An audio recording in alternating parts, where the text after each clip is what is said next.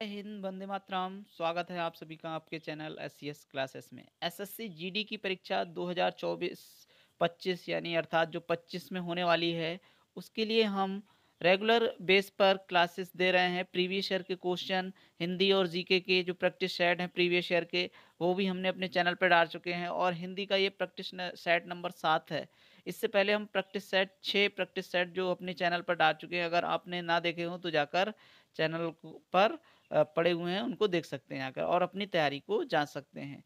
अब सामान्य हिंदी के जो 20 प्रश्न हैं आज के सेट में, ये आपके लिए बहुत ही महत्वपूर्ण साबित होंगे। चलिए देर ना करते हुए पहले प्रश्न की ओर चलते हैं। पहला प्रश्न हमारा हिंदी का आ चुका है।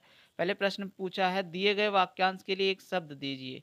तो जो वाक्यांश दिया हुआ है उसके लिए एक शब्द पहचानना है जो दूसरों के अधीन हो। ये एक वाक्यांश है और इसके लिए ठीक आंसर क्या होगा? क्या इसके लिए स्वाधीन होगा, क्या परजीवी होगा, दास होगा या पराधीन होगा?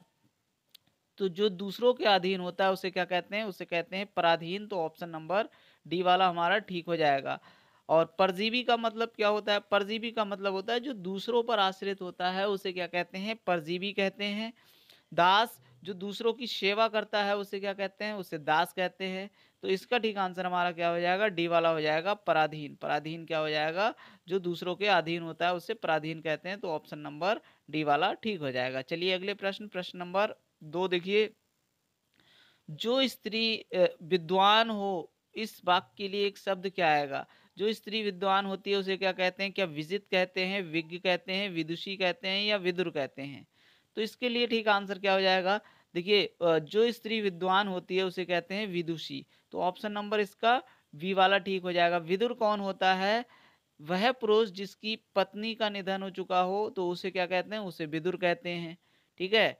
और इसका ठीक आंसर क्या हो जाएगा? इसका ठीक आंसर हो जाएगा ऑप्शन नंबर बी वाला ठीक हो जाएगा। चलिए अगले प्रश्न, प्रश्न नंबर 3 पर चलते हैं। प्रश्न नंबर 3 में देखिए क्या पूछा? गरल का विलोम शब्द चयन करना है। गरल का विलोम शब्द क्या होगा? क्या शरबत होगा, रस होगा, सुधा होगा या जल होगा? तो गरल का विलोम क्या होता है? गरल का विलोम होगा सुधा। तो ऑप्शन नंबर बी वाला हमारा ठीक हो जाएगा। अगले प्रश्न, प्रश्न नंबर 4 की ओर चलते हैं। देखिए पाश्चात्य का विलोम पूछा है। पाश्चात्य का विलोम शब्द है क्या होगा? क्या प्रतीचि होगा, पौवार्त्य होगा, प्राची होगा या एकार्थक होता है? तो 4 का ठीक आंसर क्या हो जाएगा हमारा?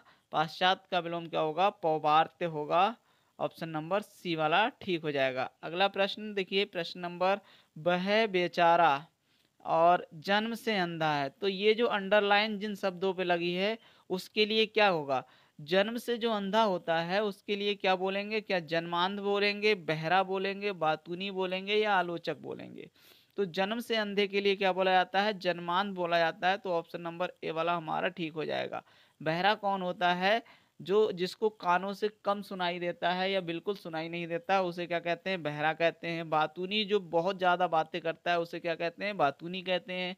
आलोचक जो दूसरों की आलोचना करते हैं उन्हें क्या कहते हैं? उन्हें बोलते हैं आलोचक। तो इसका 5 का ठीक आंसर क्या हो जाएगा? ऑप्शन नंबर ए वाला हमारा ठीक हो जाएगा। अगले प्रश्न, प्रश्न नंबर 6, मैं आपका दर्शन करने आया हूं। तो मैं आपका डैश यहाँ पर अंडरलाइन लगी है, का दर्शन करने आया हूं। तो इसमें क्या बदलाव की आवश्यकता है? मैं आपका या मैं आपकी सही होगा, या मैं आपसे या मैं आपके, या कोई बदलाव की आवश्यकता नहीं है।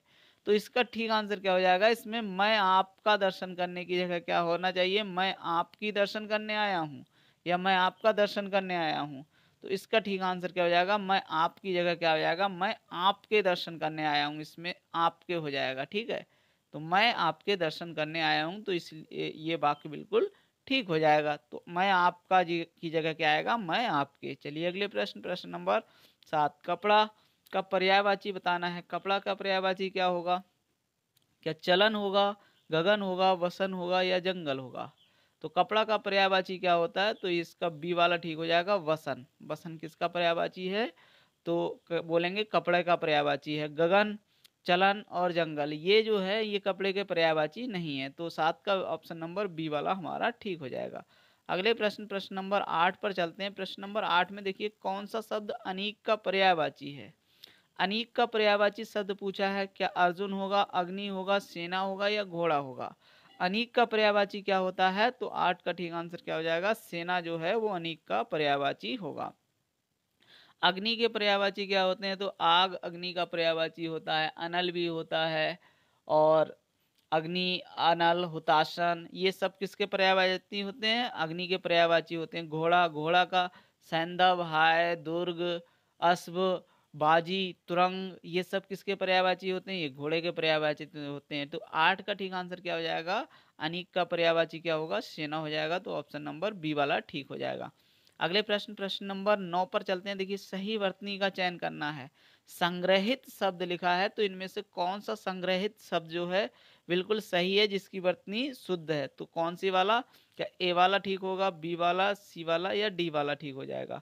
तो 9 का ठीक आंसर क्या हो जाएगा? ऑप्शन नंबर सी वाला जो संग्रहित लिखा हुआ है वो बिल्कुल ठीक है। अगले प्रश्न, प्रश्न नंबर 10 पर चलते हैं। प्रश्न नंबर 10 देखिए, वर्तनी वर्तनी वाला शब्द का चयन करें, सही करें। तो देखिए, यहाँ पर ही गलती है। यहाँ पर ये जो शब्द है ना, सही, तो ये शब्द शुरुआत में होता है, तो इसका क्या लाइन बनती है? सही वर्तनी वाले शब्द का चयन करना है हमें।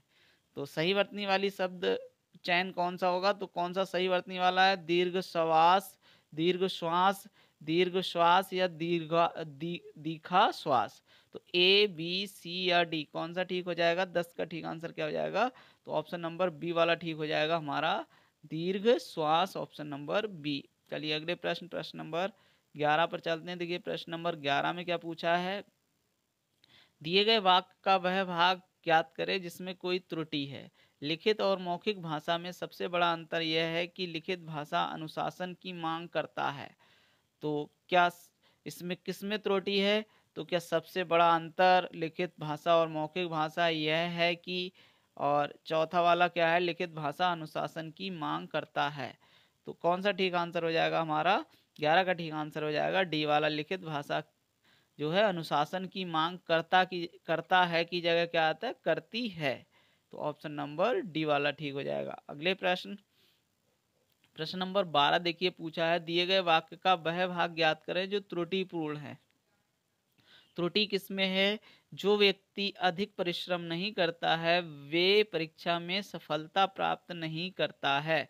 तो किसमें त्रुटि है? जो व्यक्ति सफलता प्राप्त नहीं करता है, अधिक परिश्रम नहीं करता है, या बे परीक्षा में। 12 का ठीक आंसर क्या हो जाएगा हमारा? तो बे परीक्षा में क्या हो जाएगा? जो व्यक्ति अधिक परिश्रम नहीं करता वे परीक्षा में, बे परीक्षा में नहीं, वह परीक्षा में सफलता प्राप्त नहीं करता। तो वी की, वे की जगह क्या आता? वह आता, तब शुद्ध होता। तो इसलिए डी वाले ऑप्शन में त्रुटि है। तो ऑप्शन नंबर डी ठीक हो जाएगा। अगले प्रश्न, प्रश्न नंबर 13, 14, 15, इसमें जो रिक्त स्थान है उनकी जगह ठीक आंसर क्या आएगा? देखिए, तो मनुष्य स्वयं भाग्य का निर्माण करता है पर कायर मनुष्य नहीं, वरन कैसा मनुष्य करता है भाग्य का निर्माण? तो 13 में क्या ऑप्शन दिए हुए हैं? देखिए, संत, ईश्वर, सबल, या दुर्बल। तो 13 का ठीक आंसर हमारा क्या हो जाएगा? सबल व्यक्ति। मनुष्य स्वयं भाग का निर्माण करता है पर कायर मनुष्य नहीं, वरन सबल ही भाग का सामर्थ्य रखता है। डैश तो देवता को पुकारता है। चौथे में ठीक आंसर, 14 में ठीक आंसर क्या हो जाएगा? देवता को पुकारता है। तो इसका ठीक आंसर होगा हमारा कायर। कायर तो देवता को पुकारता है, साहसी मनुष्य भाग्य के हाथ की क्या? नियंत्रणता, कठपुतली, खिलौना, या निर्माता। तो इसका ठीक आंसर क्या हो जाएगा 15 का? तो 15 का ठीक आंसर हो जाएगा हमारा कठपुतली। क्या है? मनुष्य भाग के हाथ की क्या है? कठपुतली नहीं, अपितु स्वयं अपने भाग का निर्माण करता है, क्योंकि उसे अपनी शक्ति पर विश्वास होता है। मनुष्य के समक्ष कार्यों की सफलता असफलता भाग पर नहीं, उसके किस पर आधारित होती है? तो 16 में ठीक आंसर आएगा मानसिक बल, आर्थिक बल, शारीरिक बल, या राजनीतिक बल। तो 16 का ठीक आंसर क्या हो जाएगा इसका? मानसिक बल पर क्या होती है? मानसिक बल पर आधारित है। तो इस तरह से हमारे जो गद्यांश से प्रश्न रिलेटेड प्रश्न थे वो हमारे कंप्लीट हुए 16 तक। अब 17 में क्या आएगा? देखिए, मैं और आपका क्या है? संबंध है डैश, घोर, घनिष्ठ, गहन, या पक्का। तो क्या आएगा? मेरा और आपका क्या है? घनिष्ठ संबंध है। तो ऑप्शन नंबर सी वाला ठीक हो जाएगा। अगला प्रश्न देखिए, प्रश्न नंबर 18, शेखर आज्ञा के एक उपन्यास का क्या है? तो शेखर एक क्या है? शेखर एक उपन्यास है, किसके द्वारा लिखा है? तो हीरालाल वात्स्यायन अज्ञे के द्वारा लिखा हुआ एक उपन्यास है। तो एक उपन्यास है, उसमें शेखर अज्ञे के एक उपन्यास का क्या है? क्या अभिनेता है, नेता है, नायक है, सूत्रधार है?